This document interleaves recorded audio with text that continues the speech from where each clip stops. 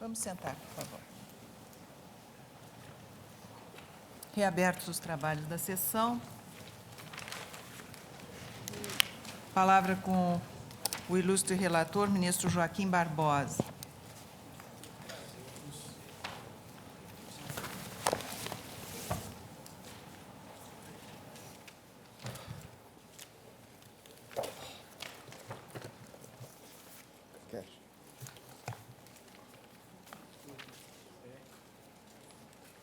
Senhora Presidente, passo a examinar o item número 5 da denúncia. Farei a leitura do meu voto destacadamente por itens, seguindo a estruturação da denúncia, como já anunciei no relatório. Trata-se da imputação de gestão fraudulenta de instituição financeira. Artigo 4º da Lei 7.492.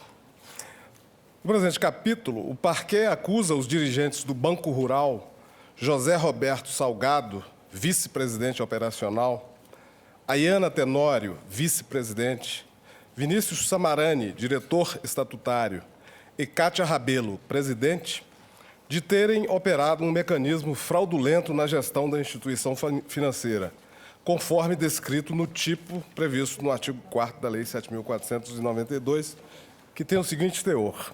Artigo 4º. Gerir fraudulentamente instituição financeira. Pena, reclusão de 3 a 12 anos. Parágrafo único. Se a gestão é temerária, pena, reclusão de 2 a 8 anos. Os fatos consistiriam no seguinte, segundo a denúncia. Aspas. Nos termos consignados pelos auditores do Banco Central, os dirigentes do Banco Rural efetuaram 19 operações de crédito com as empresas de Marcos Valério, Cristiano Paz, Ramon Rolebar e Rogério Tolentino, e com o Partido dos Trabalhadores, totalizando 292,6 milhões de reais na data base de 30 de maio de 2005. Correspondente a 10% da carteira de crédito da instituição. Das 19 operações de crédito acima mencionadas, que não apresentavam a correta classificação do nível de risco de crédito, 8 foram reclassificadas pelo próprio Banco Central, haja vista a verificação de discrepância entre as classificações originariamente atribuídas pelos dirigentes do Banco Rural e o real nível de risco das operações, representando dívidas no montante de R$ 183.871.188. As operações de crédito em que ocorreu maior discrepância entre os níveis classificados pelos dirigentes do Banco Rural e aqueles determinados pelos auditores do Banco Central, em face da situação de total inadimplência, foram justamente aquelas efetuadas com as empresas envolvidas no esquema ora denunciado. SMPIB Comunicação Limitada, reclassificada nos níveis B e C para H, apresentando saldo devedor de R$ 36.874.855. Grafite Participações Limitada, reclassificada no nível B para H, apresentando saldo devedor de R$ 16.139.139. Partido dos Trabalhadores, PT, reclassificado do nível A para H, apresentando saldo devedor de R$ 5.913.532. A expressiva discrepância dos níveis de classificação do risco de crédito resultou, segundo constatação dos próprios auditores do Banco Central, de deliberada ação dos gestores do Banco Rural, com o propósito de omitir o efetivo nível de risco das operações e, por conseguinte, deixar de efetuar as devidas provisões que, no caso dos 3 empréstimos acima, teriam que ser realizadas no total do montante emprestado. Tal situação revela que os dirigentes do Banco Rural, empregando expedientes fraudulentos, deixaram de atribuir a verdadeira classificação aos riscos de crédito das empresas SMPIB e Grafite e do Partido dos Trabalhadores. simulando uma situação contábil que, de fato, não existia. A manobra em tela, acarretando a não provisão dos valores acima, implica alteração do balanço da instituição bancária e reflete diretamente na sua situação financeira em relação a tais ativos, aumentando ficticiamente a sua capacidade operacional. A própria concessão dos empréstimos, caso as operações sejam efetivamente como tal consideradas, resulta de expedientes ardilosos dos dirigentes do Banco Rural para justificar a liberação de recursos às empresas SMPIB e Grafite e ao Partido dos Trabalhadores, pois, tecnicamente, as concessões não eram recomendáveis. Fecha aspas. Assim, senhora presidente, a imputação pode ser resumida ao fato de terem sido deliberadamente realizadas operações de nível de risco elevado, nos termos da resolução do Banco Central número 2682, de 99, com o emprego de artifícios pelos dirigentes do Banco Rural para camuflar tal risco e, inclusive, para ludibriar as autoridades, de modo a que não se percebesse a alegada prática de atividades ilícitas, ou seja, lavagem de dinheiro, pela instituição financeira. A par de preliminares já vistas no item anterior, a defesa alega que a denúncia faz acusações em bloco, presumindo a culpa dos acusados, sem apontar as fraudes existentes na concessão dos empréstimos, nem quais seriam os responsáveis por tais fraudes. Afirma que, aspas, os 4 dirigentes do Banco Rural são indiscriminadamente acusados, sem levar em conta as suas diversas responsabilidades funcionais, fecha aspas. Diz ainda que possa ter havido falhas nos procedimentos bancários, fecha aspas, os empréstimos foram devidamente registrados no Banco Central. Assim, aspas, essas operações contabilizadas não fariam sentido fosse o objetivo do banco canalizar dinheiro para pagamento de propinas, fecha aspas. Por fim, afirma a defesa que as renegociações foram sempre amparadas em pareceres técnicos favoráveis, verificando-se, finalmente, após a eclosão da crise, o inadimplemento insuperável em face do vencimento da última renovação, o banco ajuizou as competentes medidas judiciais para a recuperação de seus créditos. Fecha aspas. Não obstante isso, senhora presidente, as alegações do Ministério Público encontram indícios nos autos. É interessante a leitura de trecho do depoimento da acusada Cátia Rabelo ao Conselho de Ética e Decoro Parlamentar da Câmara dos Deputados, em 22 de setembro de 2005. Eu transcrevo. Deputado Júlio Delgado. E o Banco Rural tem como prática, ao conceder um empréstimo desse, levantar recursos e aceitar avalistas com base exclusivamente no seu prestígio, ou ele aceita avalistas com base numa aprovação de cadastro prévio? Perguntou o deputado Júlio Delgado. Cátia Rabelo, deixa eu voltar então um pouco. Nessa época, quem tratava dos empréstimos era o José Augusto. Então é difícil para mim discutir, até porque, dentro da política de crédito do banco, existe toda uma normativa de alçadas, de garantias versus clientes. Então, são como 2 pratos de uma balança. Quando você tem uma garantia muito forte, você pode ter um cliente mais frágil. Quando você tem um cliente onde você tem uma certeza maior de receber, você pode ter uma garantia mais frágil. Deputado José Delgado. Em 1998, o Banco Rural fez um empréstimo na mesma linha, no mesmo sentido, em Minas Gerais. Foi também o banco que foi utilizado para empréstimo por parte de uma campanha do PSDB. Foram dadas como garantia contas publicitárias. E esse empréstimo, também não sendo pago, na ordem de 9 milhões, e que quase 5 anos depois foi quitado esse débito pelo senhor Marcos Valério, na ordem de 2 milhões.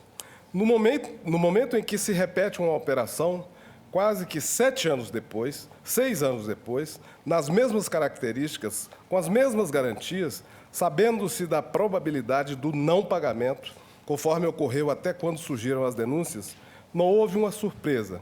E aí Vossa Excelência já estava na direção do banco.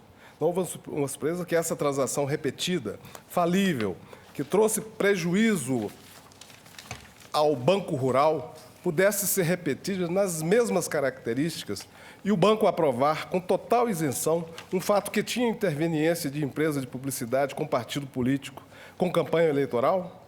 Não houve indignação e surpresa de isso ter sido repetido com partidos diferentes? Cátia Rabelo, só para contextualizar, na época o Banco Rural tinha alguma coisa em torno de 5 bilhões de ativo, 4 para 5 bilhões de ativo. E a operação era uma operação...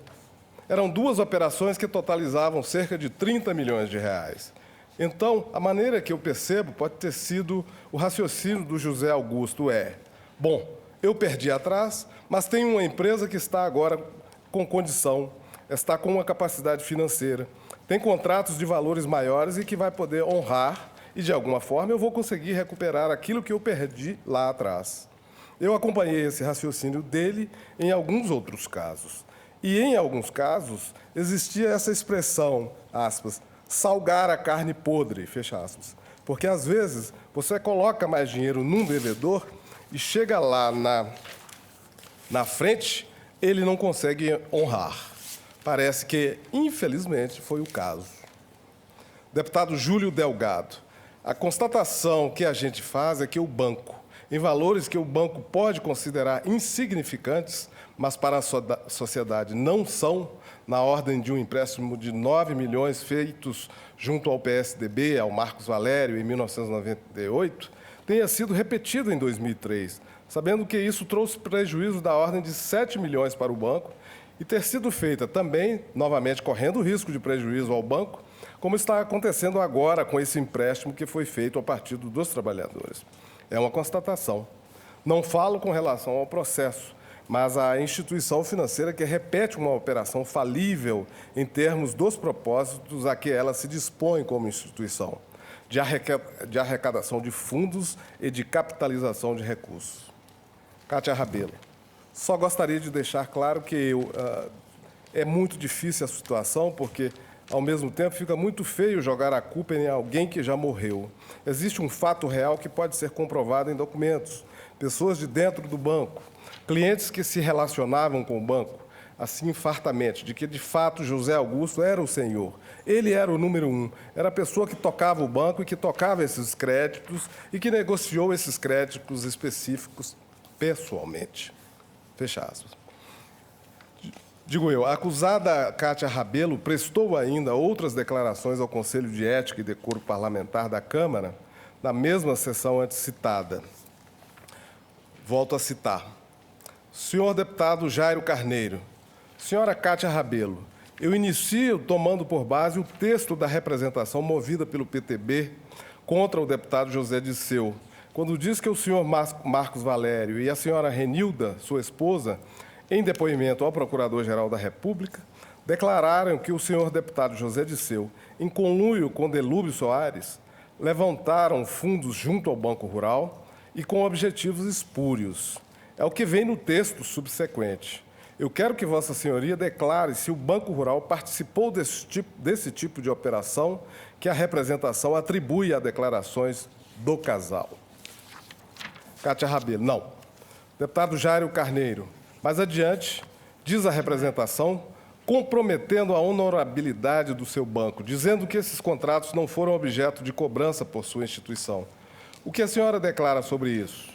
Cátia Rabelo, acho muito importante sempre contextualizar. Quando um banco tem um devedor que está em dificuldades de quitar o seu débito, existe um processo de negociação que é sempre preferido ao processo judicial, por razões que eu imagino que todos aqui imaginem. Os processos litigiosos são extremamente lentos e, muitas vezes, onerosos e ineficazes, no caso, para o credor. Então, a nossa decisão, na verdade, a minha decisão e dos meus pares, naquele momento em que o José Augusto, que era primeiro executivo do banco, pessoa que tinha negociado aquilo tudo, não estava mais presente, foi tentar negociar com o devedor, receber.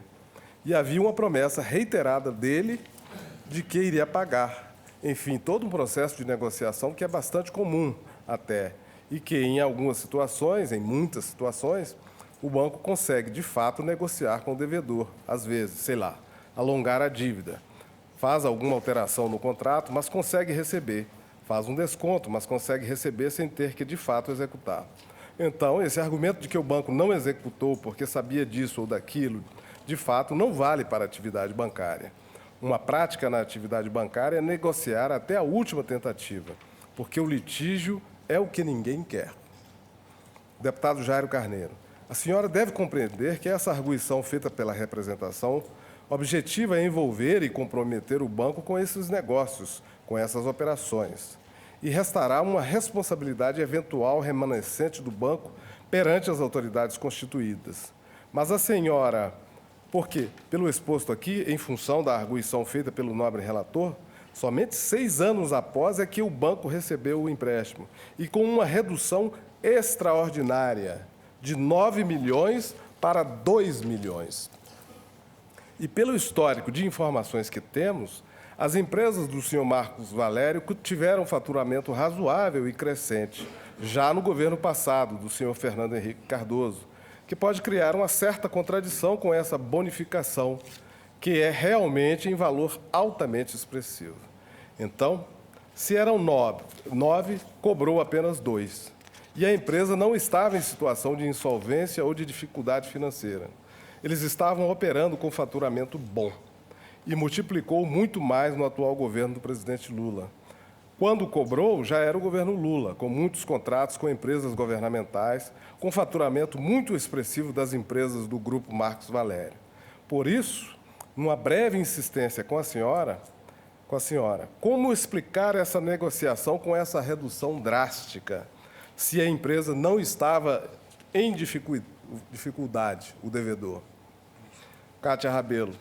Mais uma vez, volto a insistir que eu não tratava desses assuntos, nem na época em que o empréstimo foi contraído, nem quando ele foi negociado. Então, vou explicar alguma coisa que eu não fiz. É difícil, mas, de alguma forma, existem algumas variáveis que eu acho que são importantes de considerar. Uma delas são os juros. Eu sei que parece que houve uma alteração de juros nesse empréstimo e que houve uma execução judicial até. Então, são essas, vamos dizer, as variáveis que eu conheço. Fecha aspas. É interessante notar, senhora presidente, que logo após, digamos assim, perdoar 7 milhões de dívida de Marcos Valério junto ao Banco Rural, já que ele pagou apenas 2 milhões dos 9 emprestados, houve perdão, de acordo com o presidente do banco, com a presidente do banco, Cátia Rabelo, em razão das, aspas, dificuldades financeiras do cliente. O Banco Rural concedeu novo empréstimo a Marcos Valério, empréstimo que teria se dado de modo semelhante com aquele tomado em 1998, durante a campanha do PSDB em Minas Gerais. A contradição entre a postura do Banco Rural em relação à SMPIB e as declarações prestadas pela sua presidente é, a meu ver, muito clara. Veja-se ainda que não apenas foram concedidos empréstimos sem garantia suficiente, como também esses empréstimos foram renovados mesmo sem que houvesse qualquer amortização e sem a devida elevação do nível de risco da operação, inclusive durante a presidência da acusada Cátia Rabelo. É o que consta da verificação especial realizada pelo Banco Central do Brasil sobre as operações de crédito do Banco Rural, no qual se constata o seguinte, aspas, cito essa verificação especial feita pelo Banco Central. A SMPIB Comunicação, empresa constituída em julho de 96, com sede em Belo Horizonte, atua na prestação de serviços de publicidade e propaganda. Pertence ao grupo das empresas Grafite Participações Limitada e DNA Propaganda Limitada. A empresa possui 2 operações de capital de giro junto ao Banco Rural, sendo uma no valor de 36 milhões, com garantias de direitos creditórios e aval, e outra no valor de 87 mil, somente com garantia de aval. Até maio de 2003, a empresa possuía uma conta garantida no valor de 10 milhões, que foi liquidada em 22 de 5 de 2003, com recursos advindos da empresa ligada, DNA Propaganda, junto ao Banco do Brasil. Em 26 de 5 de 2003, foi concedido capital de giro no valor de 19 milhões, o qual vem sendo renovado com incorporação de juros, perfazendo atualmente o saldo devedor de 36 milhões. Este empréstimo foi concedido com garantia de aval dos sócios, tendo sido posteriormente agregada a garantia de direitos creditórios. Contrato de prestação de serviços entre a DNA Propaganda e o Banco do Brasil, celebrado em 23 de setembro de 2003. O valor do empréstimo, 19 milhões, no entanto, era incompatível com a capacidade financeira da empresa, considerando seu volume anual de receita, 10,6 milhões, e geração de caixa, que é de 2 milhões. Vale ressaltar ainda que o Banco Rural concedeu tais empréstimos à SMPIB, apesar de haver histórico recente de perda em operações de crédito de empresas do grupo. A DNA Propaganda possuía dívida de 13 milhões, baixada a prejuízo desde outubro de 2000, a qual foi liquidada pelo valor de 2 milhões em fevereiro de 2003. Prossegue o documento do Banco Central. Em 25 de novembro de 2004, foi concedido capital de giro no valor de 707 mil, para vencer em 28 de março de 2005, tendo sido renovado em 17 de agosto de 2005, com incorporação de juros. O saldo devedor atual da operação é de 837 mil. A última análise de crédito da instituição, realizada em 11 de janeiro de 2005, concluiu que, aspas, mesmo considerando a capacidade de geração de receita da proponente, entendemos que o risco total é elevado para seu porte, fecha aspas. O risco da empresa, prossegue o documento do Banco Central, o risco da empresa junto ao Banco Rural aumentou consideravelmente nos últimos 2 anos, passando de 6,8 milhões em fevereiro de 2003 para 25,3 milhões em fevereiro de 2004 e 36 milhões em março de 2005. O contrato de prestação de serviço de publicidade entre a empresa DNA Propaganda e o Banco do Brasil, que garante as operações da SMPIB e Grafite, foi firmado em 23 de setembro pelo prazo de 12 meses, tendo sido prorrogado em 22 de setembro de 2004 por igual período. O contrato prevê que os créditos decorrentes do mesmo somente poderão ser cedidos ou dados em garantia se houver autorização prévia e por escrito da Diretoria de Marketing e Comunicação do Banco do Brasil. O Banco Rural não possui tal autorização, o que torna a garantia sem valor jurídico. Os direitos creditórios referentes a este contrato estão sendo depositados na conta corrente da DNA Propaganda junto ao Banco do Brasil e o Banco Rural não comprovou se vem recebendo total ou parcialmente tais recursos. Pelos extratos das empresas SMPIB Comunicação e Grafite Participações junto ao Banco Rural, referente ao período de maio de 2003 a abril de 2005, não identificamos nenhuma transferência de tais créditos. Solicitamos à instituição os extratos da conta corrente da empresa DNA Propaganda junto ao Banco do Brasil, na qual estão sendo depositados os direitos creditórios dados em garantia, para verificarmos a quantia efetivamente recebida pela empresa desde o início do contrato. A instituição apresentou somente os extratos referentes ao primeiro trimestre de 2005, em que foram depositados os seguintes valores: 6.459.000 em janeiro de 2005, 7.253.000 em fevereiro de 2005 e 1.901.000 em março de 2005. Esses extratos, no entanto, foram insuficientes para comprovar se a quantia efetivamente recebida pela DNA Propaganda é compatível com o volume de crédito garantido, 52 milhões. Ressaltamos ainda que os recursos recebidos naqueles meses não foram transferidos às contas das SMPIB e Grafite no Banco Rural, conforme verificados pelos extratos de conta corrente, conta garantida. Prossegue o relatório do Bacen. Em reunião realizada com a instituição em 17 de junho de 2005, o vice-presidente operacional, José Roberto Salgado, reconheceu a fragilidade do crédito após os recentes acontecimentos envolvendo as empresas do grupo e sócios. Pelos fatos expostos, determinamos a reclassificação das operações para o nível de risco H. Fecha aspas. Digo eu, em outra verificação especial realizada pelo Banco Central sobre as operações de crédito do Banco Rural, documento citado na denúncia revela, ao menos como indício, que o conglomerado procurou ocultar deliberadamente os empréstimos concedidos ao PT e suas sucessivas renovações. Consta o seguinte daquele documento, aspas, pelas análises realizadas, verificamos que a expressiva discrepância nas classificações das operações deve-se a procedimentos deliberados do conglomerado, visando a omitir o real nível de risco das operações e, assim, não efetuar as devidas provisões, mesmo havendo claros indícios de inadimplência, fecha aspas. Digo eu, tais, aspas, procedimentos deliberados, fecha aspas, que camuflam o risco das operações, se deram de 3 formas, ainda de acordo com a verificação especial do Banco Central.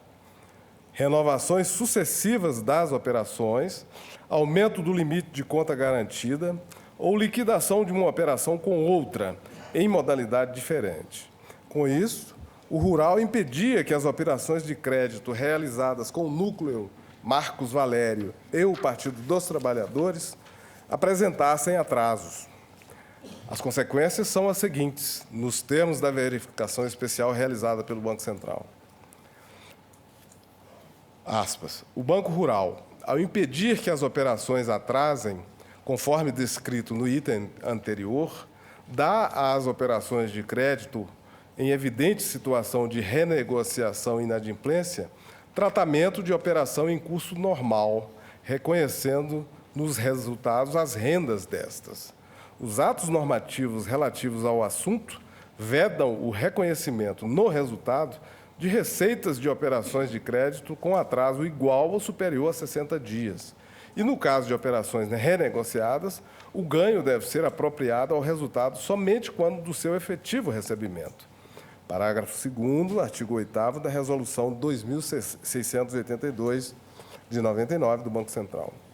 Prossegue o documento do Banco Central. Com este procedimento, a instituição gera um resultado fictício, elevando o patrimônio com consequente aumento dos limites operacionais. Fecha aspas. Consta ainda, senhora presidente, deste mesmo relatório do Banco Central que, aspas, a alta administração do conglomerado aprovou operações de crédito, ora reclassificadas em pleno conhecimento de que se tratava de empréstimos de alto risco, com grande probabilidade de não serem pagos, visto que eram incompatíveis com a capacidade financeira dos devedores e não possuíam garantias que lhes conferissem liquidez, fecha aspas. Dentre tais empréstimos, estão os concedidos às empresas SMPIB Comunicação, 19 milhões, e Grafite Participações, 10 milhões. Realizados em maio e setembro de 2003, respectivamente, e cuja caracterização como empréstimo o Ministério Público Federal põe em dúvida.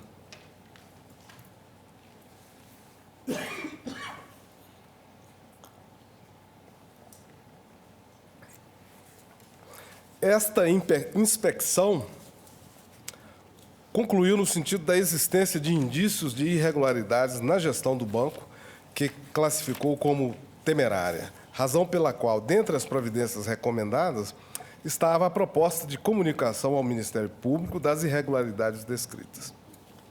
No relatório de análise número 353, assim estão resumidas as conclusões do Banco Central. Cito. O Banco Central propôs a abertura de comunicação ao Ministério Público por indícios de gestão temerária em face das práticas adotadas pela instituição, tendo em vista as diversas operações de crédito aprovadas, caracterizadas pela inobservância às normas básicas de concessão e gestão de crédito e à boa técnica bancária, bem como aos princípios de prudência e segurança. Ressalta a existência de sucessivas renovações de operações, visando ocultar a inadimplência e o real risco dos créditos concedidos. O aumento indiscriminado do limite de contas garantidas. Liquidação de operações de crédito inadimplentes com a concessão de novos créditos em modalidades diferentes das inicialmente efetuadas. Concessões de crédito temerárias. Geração de lucros fictícios. Conivência do comitê de crédito por aprovar crédito, apesar da existência de parecer técnico contrário à sua concessão. Indícios de desvio de recursos do banco para empresas pertencentes ou ligadas ao controlador do conglomerado financeiro rural. Transferência de ativos para fundo de direitos creditórios administrado pelo Banco Rural. Exigência de reciprocidade para as concessões de crédito. Empréstimos a empresas nacionais cujo controle acionário é de empresas localizadas em paraísos fiscais, com possibilidade de possuírem relacionamento entre si e com o controlador do Banco Rural. E indícios de utilização de cédulas de produtor rural, CPRE, para desviar recursos para empresas não financeiras. Fecha aspas. O Ministério Público, reunindo outras informações, digo eu, com indícios da prática de crimes de formação de quadrilha e lavagem de dinheiro, considerou não apenas temerária, mas fraudulenta a gestão do conglomerado do Banco Rural. Vale dizer, nos termos da denúncia, os dirigentes do Banco Rural praticaram voluntariamente atos de gestão, administração e gerência mediante o emprego de ardis. A meu ver, a classificação típica da conduta está adequada à narrativa contida na denúncia oferecida pelo Ministério Público Federal, pois, ao menos neste primeiro momento, não é possível afastar o dolo de fraude por parte dos gestores do Banco Rural. Outras respostas dadas pela acusada Cátia Rabelo durante a sessão do Conselho de Ética de 22 de setembro de 2005 corroboram a acusação no sentido de conferir justa causa à imputação de prática do crime de gestão fraudulenta de instituição financeira aos acusados no tópico em análise. Volto a transcrever trecho daquele depoimento. Deputado Jairo Carneiro, o banco, por acaso, ficou sob regime de fiscalização de alguma autoridade governamental em razão de operações que, em tese, poderiam ser potencialmente tidas como irregulares?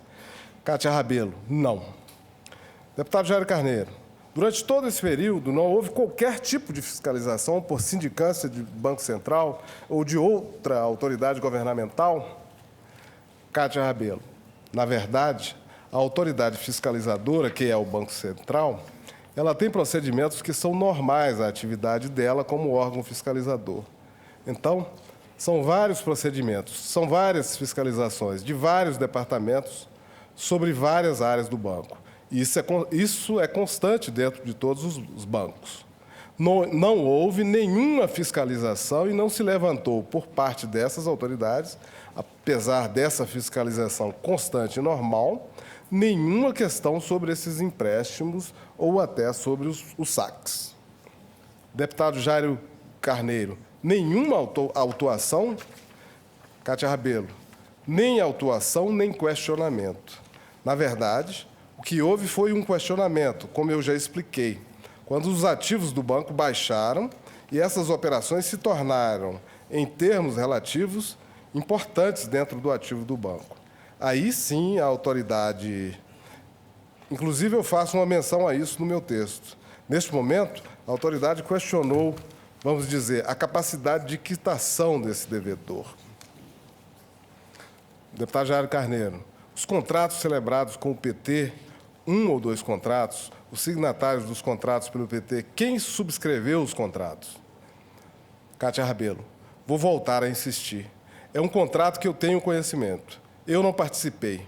Acho que eu nunca vi esses contratos, para falar a verdade. Eu tenho conhecimento de que parece que o senhor Delúbio avaliza e o deputado Genuíno também. Deputado Jairo Carneiro, a senhora não era presidente?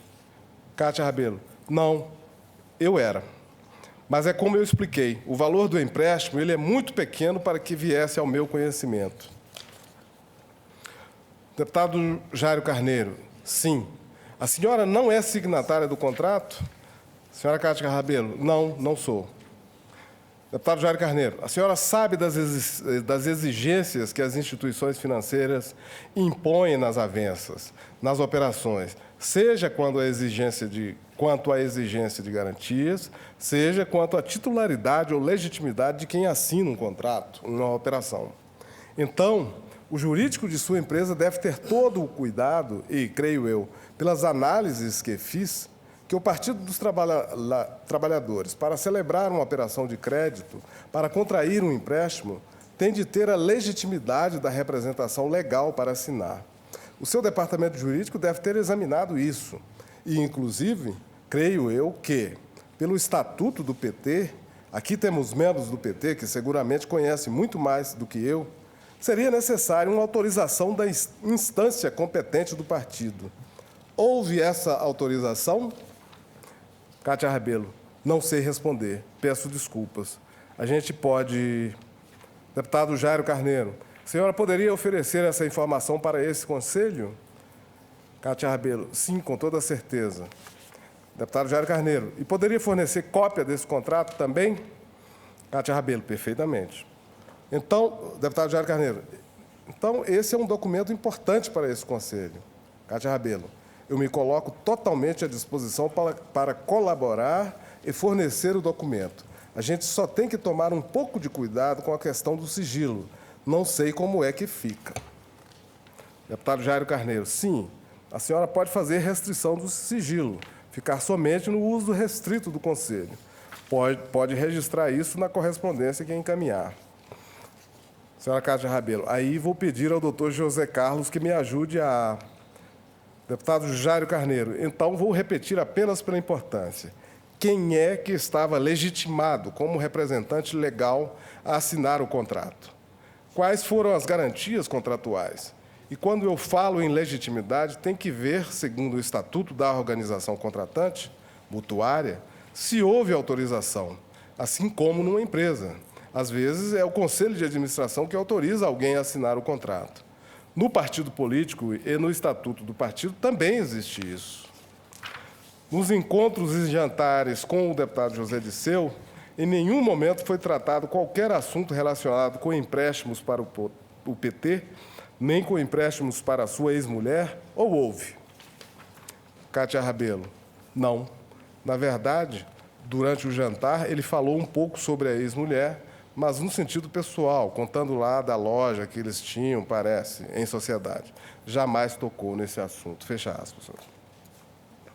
Senhora presidente, tendo em vista todo o contexto fático, probatório envolvendo os denunciados, transbordaria os limites do judicium accusationis, momento que é regido pelo princípio indubio pro societatis, acolher desde logo o argumento da defesa de que as operações de renovação de empréstimos pela administração do Banco Rural, aspas, devem ser interpretadas como um esforço pragmático de gestão de risco perante um antigo cliente que apresentava dificuldades econômicas, fecha aspas.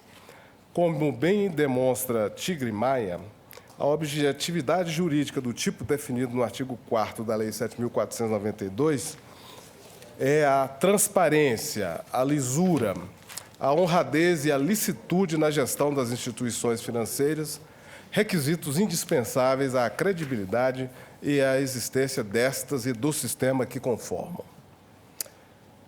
Ainda o depoimento de Guilherme Rabelo, diretor operacional do Banco Rural, demonstra a plausibilidade da acusação por gestão fraudulenta e não meramente temerária, quando ele afirmou o seguinte, aspas, que alguns dias após o falecimento de José Augusto Dumont, passou a ter conhecimento dos empréstimos tomados pelas empresas vinculadas a Marcos Valério, bem como pelo Partido dos Trabalhadores, que se assustou com os valores dos empréstimos concedidos, tendo estranhado o fato de não ter havido o trâmite normal de aprovação de créditos.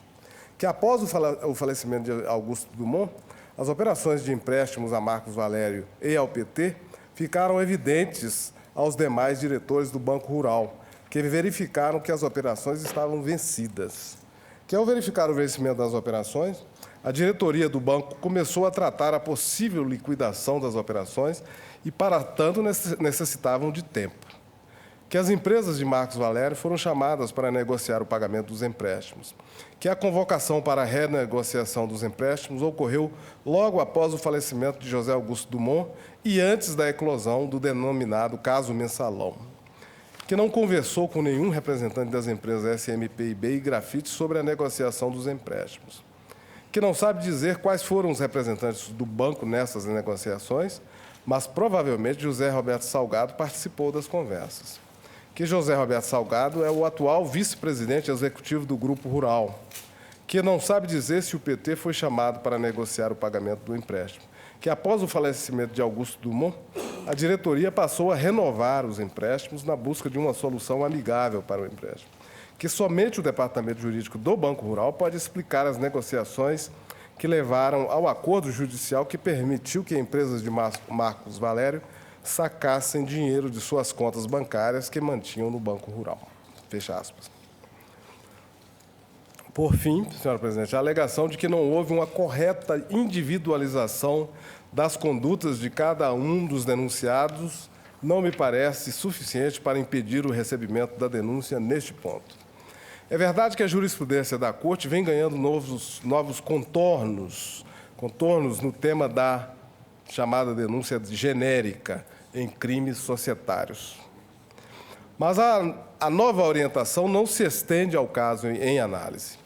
O delito de gestão fraudulenta de instituição financeira é classificado como crime próprio, para o qual se exige uma especial qualidade do sujeito ativo, que, no caso, é dada pelo artigo 25 da Lei 7.492, que diz o seguinte, artigo 25, são penalmente responsáveis, nos termos desta lei, o controlador e os administradores de instituição financeira, assim considerados os diretores, gerentes, etc. Os denunciados são exatamente as pessoas responsáveis pela gestão do Banco Rural, como, aliás, se lê nos depoimentos de Carlos Sanches Godinho, ex-superintendente de compliance do banco, e do denunciado José Roberto Salgado. Veja-se o seguinte relevante trecho do depoimento de Godinho. Cito: que, indagado sobre os empréstimos do PT e das empresas de Marcos Valério, esclareceu que esses empréstimos foram formalizados, contabilizados, informados à Central de Risco de Crédito do Banco Central, mas não foram pagos.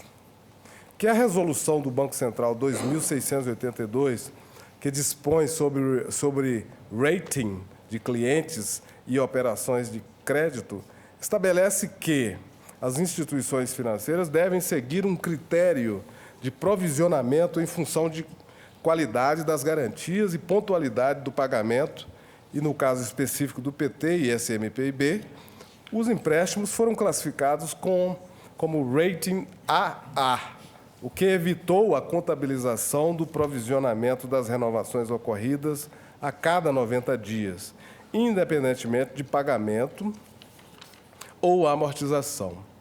Que o único provisionamento apontado é aquele ocorrido em função de determinação do Banco Central por ocasião do balanço semestral.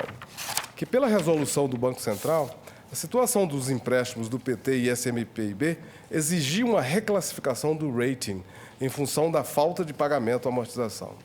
Que a classificação do rating incumbia ao Serviço de Assessoria de Crédito, subordinado ao diretor estatutário Wellerson Antônio da Rocha, o qual, por sua vez, se reportava ao vice-presidente operacional José Roberto Salgado.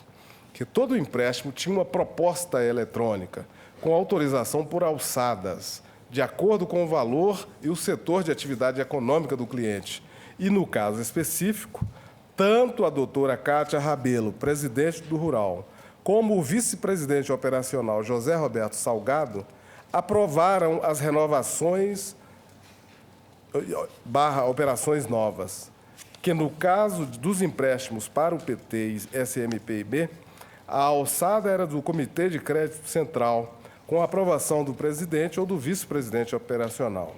que a vice-presidente Ayana não integrava o Comitê Central de Crédito, mas, como responsável pela prevenção à lavagem de dinheiro, não podia alegar que desconhecia a atipicidade das movimentações acima do padrão. Esclarece o depoente que, em razão do excesso de recursos que ingressaram nas contas da SMPIB, ultrapassando muito o faturamento mensal cadastrado no Banco Rural e a falta de amortizações e pagamentos dos empréstimos, a situação pode ser considerada atípica em relação ao mercado financeiro. Esse é um depoimento de Carlos Godinho, que foi superintendente do Banco Rural. Digo eu, aliás, a própria acusada Cátia Rabelo admitiu essa sua posição de quem é informada sobre tudo o que se passa no banco. Ainda que de modo indireto, ela assinalou em depoimento ao Conselho de Ética que tinha conhecimento do que se passava nesses contratos de empréstimo celebrados pelo Banco Rural com o PT e com Marcos Valério. Leio apenas para demonstrar que esta afirmação tem base nos autos, mais um trecho do depoimento desta acusada perante o Conselho de Ética. Deputado Jairo Carneiro, diz a acusação contra o deputado José Disseu, atribuindo também ao casal, senhor Marcos Valério e a sua esposa, senhora Renilda, aspas, Disseu sabia dos empréstimos do PT. Mulher de Valério liga Disseu a empréstimos. Renilda envolve Disseu e apressa sua convocação. Sem qualquer risco de lapso de memória de Vossa Senhoria, creio que já haja respondido anteriormente, mas é importante deixar muito patente. Então, repito, sem qualquer risco de lapso de memória, a senhora declara o quê quanto a essas afirmações publicadas em manchetes de jornais? O deputado José Disseu tinha conhecimento das operações contraídas pelo PT junto ao seu banco? Cátia Rabelo, não posso fazer essa afirmação. Deputado Jairo Carneiro, mas do seu conhecimento, Cátia Rabelo, não. Senhor deputado Jairo Carneiro, do seu conhecimento, não. Cátia, não. Dos meus contatos com ele, pontinho, interrogação. Reticência. Senhor deputado Jairo Carneiro, sobre recebedores de saques, listagem de recebedores de saques, nas anotações que foram oferecidas e fornecidas por sua empresa, nos depoimentos prestados e no conjunto de informações fornecidas à CPMI, em algum momento figura o nome do deputado José Disseu como destinatário de qualquer valor? Cátia Rabelo, não que seja do meu conhecimento. Acho que, se tivesse, eu saberia. Senhor presidente, considerando que as fraudes narradas pelo parquê foram supostamente praticadas em concurso com outros crimes, lavagem de dinheiro, evasão de divisas, com a participação de inúmeros outros agentes, não seria possível que a denúncia individualizasse, minudenciasse a conduta de cada acusado, dada a impossibilidade material de fazê-lo nas circunstâncias. Diferentemente dos casos em que começou a se esboçar a nova orientação da Corte, não se imputou aos gestores do Banco Rural a prática de crime que poderia ter sido praticado por um qualquer diretor do banco, isoladamente. Os dirigentes denunciados não comunicaram ao Banco Central a ocorrência de movimentações financeiras suspeitíssimas, comparadas ao rendimento do cliente.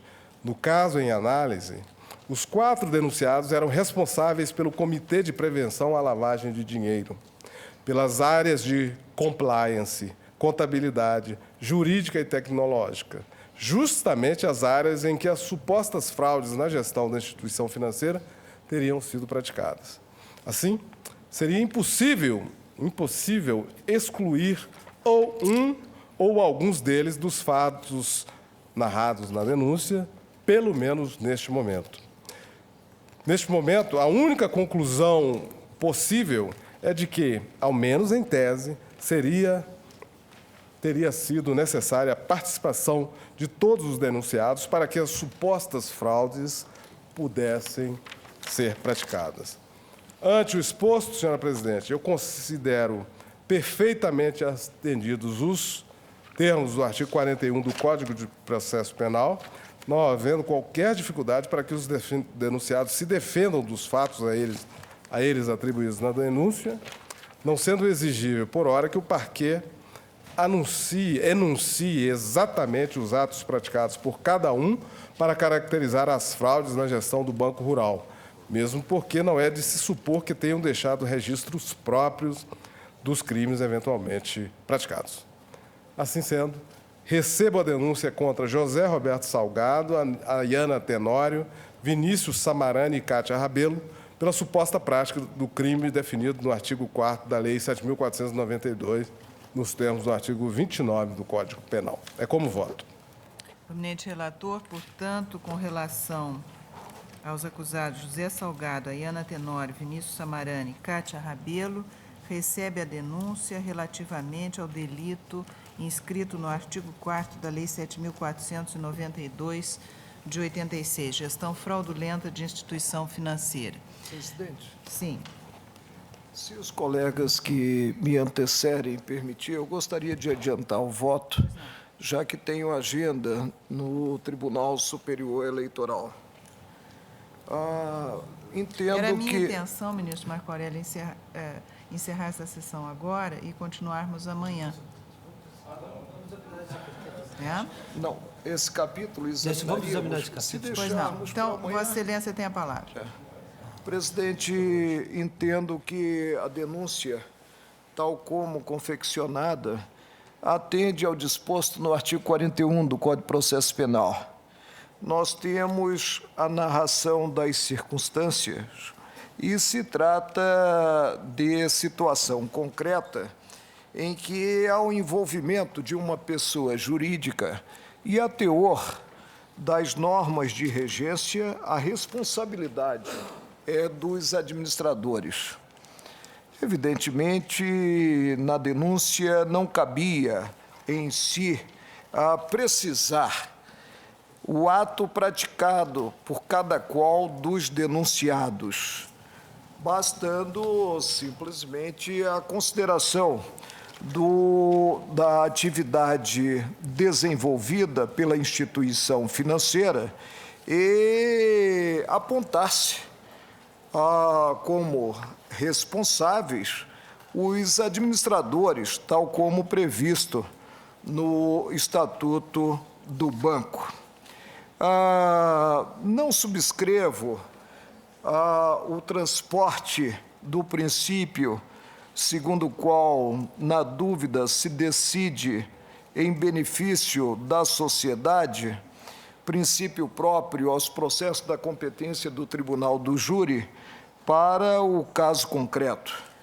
Continuo entendendo que o recebimento de denúncia pressupõe em si a existência de indícios, mas indícios realmente configurados, de autoria, e consubstanciarem os fatos narrados na peça primeira da ação penal, tipo previsto na legislação. Tenho apenas uma dúvida e colocaria essa dúvida. O artigo 4º, ele cogita de dois tipos. Tendo em conta elemento subjetivo, que é a fraude, gerir fraudulentamente instituição financeira. E aí a apenação é de 3 anos a 12 anos e multa. E a gestão temerária, que tipo diverso do parágrafo único do mesmo artigo, que prevê balizamento em termos de pena de 2 a 8 anos e multa, uma pena, portanto, de gradação menor. Creio que nesta fase em que nós estamos de recebimento da denúncia, não cabe em si definir, já que temos figuras contempladas no Código de Processo Penal para modificação, definir o tipo em si. Por isso, não assevero de imediato a culpabilidade dos envolvidos, não cabe aqui concluir pela culpabilidade, a demonstração estará a cargo do Ministério Público, e também não procedo à classificação em termos peremptórios, considerados os fatos narrados da denúncia. voto recebendo, nesses termos, a peça do Ministério Público. Senhor presidente, Pois não, ministro. eu recebi a denúncia tal como proposta, tal como formulada pelo procurador-geral. É que nós não estamos compelidos a acolher, né, sem ponderação, Mas eu não vi a elementos... classificação emprestada pelo Ministério Público, né, que é parte da ação. Eu deixo em aberto, né, o enquadramento como gestão fraudulenta ou como gestão simplesmente temerária, Está sendo apresentado como cúmulo para material. definição posterior. Essa reclassificação pode ser feita ulteriormente. Por enquanto, estamos examinando... O tribunal, batendo martelo a esta altura, em termos da configuração do primeiro tipo, que é mais gravoso, a gestão fraudulenta, né, se sinta posteriormente comprometido com esse enquadramento. Por isso é que eu... Vossa Excelência deixo deixa em aberto também o parágrafo único. Porque os tipos estão próximos, não há a menor dúvida, né? Mas nós temos aqui uma diferença substancial quanto Ministro à Marco pena. Aurélio, Vossa É Excelência... claro que o Ministério Público conclui pelo enquadramento, né, num tipo mais gravoso. É mais gravoso. Podendo ser desclassificado. Mas isso aí eu acho que não muda muito. Desclassificação né? pode ser O importante feita é definirmos se posteriormente, recebemos se ou for É não a parágrafo denúncia. único ou parágrafo primeiro, mais ministro Marco Aurélio? importante Ministro Marco Aurélio. que os denunciados Parágrafo único, se parágrafo defendam primeiro. do crime mais grave para Parágrafo eventualmente, único, parágrafo se ficarem provados os fatos, eventualmente É, ser só para- desclassificado para o crime menos grave. É. Bem, eu coloco aos colegas a seguinte situação. O ministro Celso precisa retirar-se e também aos colegas que atuam no eleitoral, de modo que nós ficaremos com um quórum reduzido. Eu proponho que nós encerremos agora essa sessão, a menos que o ministro Peluso possa antecipar a voto. Eu já enquanto- antecipo meu voto, senhor presidente. Se for rápido, ministro Peluso. Rapidíssimo. Senhor presidente, a denúncia, especificamente neste caso, imputa a responsabilidade àqueles que, sob nomes técnicos algo difíceis, que é responsabilidade pelo Comitê de Prevenção, enfim, que integravam a esse título indiscutível, conforme os cargos respectivos descritos na denúncia, a administração do banco. E a sua responsabilidade, como tal, vem admitida em vários passos, e eu cito alguns. A senhora Cátia Rabelo, presidente, diz que, então, a nossa decisão, a minha decisão e dos meus pares foi tentar negociar com o devedor. Eu estou a própria presidente admitindo a responsabilidade de todos. E um pouco mais à frente, outro depoente, o senhor Guilherme Rabelo, fala que a diretoria, mas provavelmente o José Roberto Salgado participou das conversas, etc., etc. A diretoria passou a renovar os empréstimos, etc., etc. Então, não há dúvida que houve o envolvimento de todas as pessoas declinadas na... As acusações foram de que, num montante de 19 negócios jurídicos, no valor total de cerca de 300 milhões de reais, 292,6 especificamente, o que torna surpreendente que a presidente tenha dito em relação a um desses empréstimos que, pelo valor, este negócio não teria chegado à sua alçada. Eram 300 milhões envolvidos em todos os negócios. Dificilmente se pode dizer, nesta fase do inquérito, que isso passasse despercebido ou que não fosse da alçada da diretoria. Os fatos que estão descritos, na verdade, se resumem na concessão de empréstimo e na renovação de empréstimo, e aqui sim, o elemento da fraude que foi imputado, com transmutação ou com uma classificação aparentemente dolosa e errônea dos riscos dos negócios. Os riscos foram avaliados na categoria de A, e alguns deles em AA, e foram todos rebaixados pelo Banco Central para H. Não é possível dizer que isso tenha sido um mero acaso. Não é possível dizer que tenha sido um mero acaso. E todos esses negócios, com falta de pagamento, com falta de amortização, com renovações sucessivas, incompatíveis com a capacidade financeira dos devedores.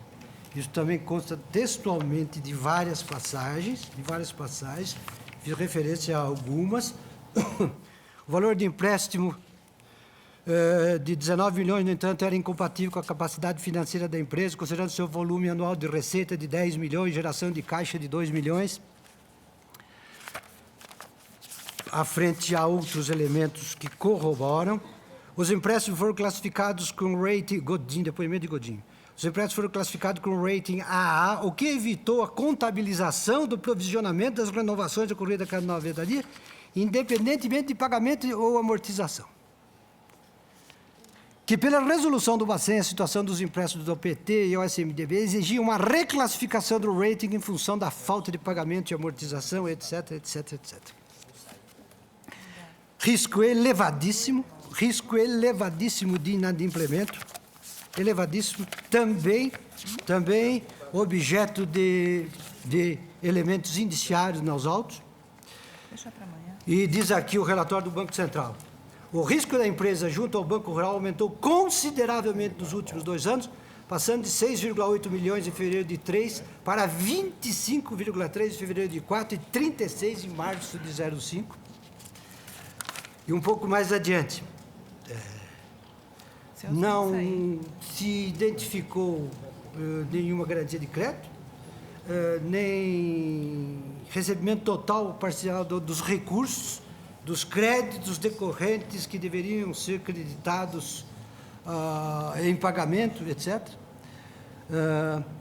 Não havendo prova dessa transferência, então, o Banco Central não identificou nenhuma transferência de tais créditos em pagamento, tendo por resultado final, que isto é grave, com este procedimento, a instituição gerou um resultado fictício, elevando o patrimônio com consequência ao aumento dos limites operacionais. Relatório do Banco Central. Conclusão ainda do Banco Central.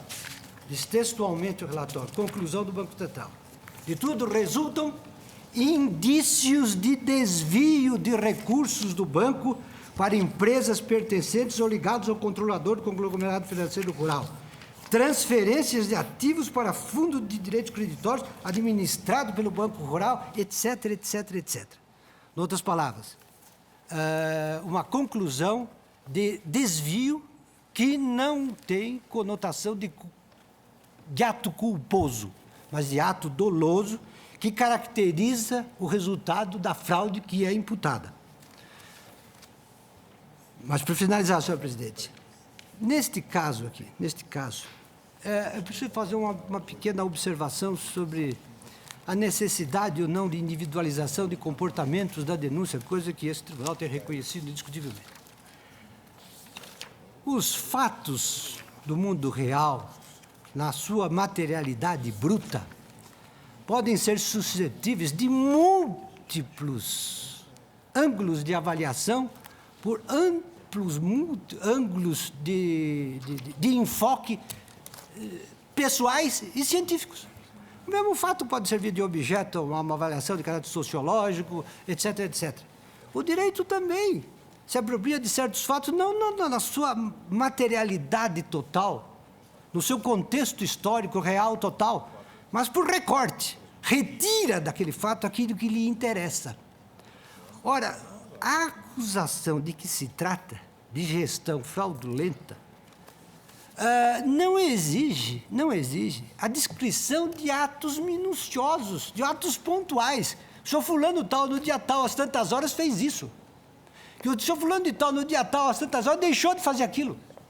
Isto é incompatível com a natureza do fato típico. O fato típico aqui é a gestão como um ângulo de apreciação completamente diferente. E ele resulta aqui em quê? Resulta que a acusação é clara e permite ampla defesa. Porque o que se imputa aos acusados é que, mediante a fraude de classificação fictícia dos riscos do negócio, eles têm em várias oportunidades permitido esse elevado endividamento que resultou em desvio anunciado pelo Banco Central. Ora, para que se defendam desses fatos, basta que, com base nos registros do banco, se prove que nenhum desses fatos ocorreram. Não há dúvida nenhuma. Não se precisa saber que no dia tal, às tantas horas, alguém teria feito o quê ou teria deixado de feito o quê. Em outras palavras, não vejo neste caso a necessidade, até porque isto seria impossível, sobretudo nesta fase, de individualizar conduta. Importa é que foram atribuídos aos dirigentes do banco fatos globais que implicam na acusação de gestão fraudulenta, que pode ser elidida assim, mediante prova até documental de que eles não ocorreram, que essas reclassificações não ocorreram, que não houve nenhuma dificuldade de amortização, de pagamento, etc., etc., e que, portanto, não houve nenhum desvio. Eu recebo a denúncia exatamente nos termos do eminente relator. Bem, ministro Celso, Vossa Excelência precisa retirar? Sim, eu preciso realmente.